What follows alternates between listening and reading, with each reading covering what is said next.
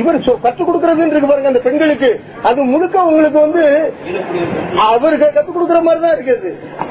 அவர் நின்று சொல்லிக் கொடுக்கற மாதிரி தான் இருக்குது. 2 பேர் வரான், முன்னாடி போறவன விட்டு 2வது வரவன தாக்கு, எப்படி தாக்கணும், என்ன செய்யணும், முதல்ல அந்த இதை எல்லாமே போட்டு இது பண்றது எல்லாத்தையுமே பார்க்கும் பொழுது, ஆனா எவ்வளவு நமக்கு அந்த பேராண்மைங்கிறதுக்கு வந்து இன்னொரு அர்த்தம் கூட நமக்கு வள்ளுவர் சொல்றது, பிறன்மனை நோக்கா பேராண்மை. 5 பெண்களை வைத்து இவன் வந்து அவன் சொல்லுவான் ஒரு வார்த்தை, ஒரு சைக்கோ பெண்களை கற்பழிச்சு கலெக்டருக்கு போன் பண்ணுவாங்க. கணவீராம் இவன் சைக்கோ ஒன்ன வந்து இது பண்ணிட்டான், ஒரு பாடி இங்க இருக்கு, இன்னொரு என்னமோ செருப்பு என்னமோ கிடைக்குது அப்படிலாம் சொல்லி அவன் ஒரு சைக்கோ பெண்களை கற்பழிச்சு கொலை பண்ணக்கூடியவன் தான். அவனை ஷூட் பண்ற ஆர்டர் எனக்கு கொடுத்தீங்கன்னா நான் உடனே அவனை பிடிச்சிட்டு வரேன் அப்படின்னு கேட்பான்.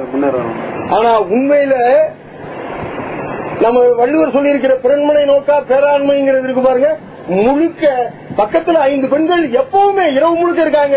எந்த நேரத்தில் எது வேண்டுமானாலும் செஞ்சாலும் அதை தடுப்பதற்கு அவர்களால் ஒண்ணுமே முடியாது. காட்டுக்குள்ள எந்த கூக்குரல் எடுத்தாலும் எதுவுமே நடக்காது.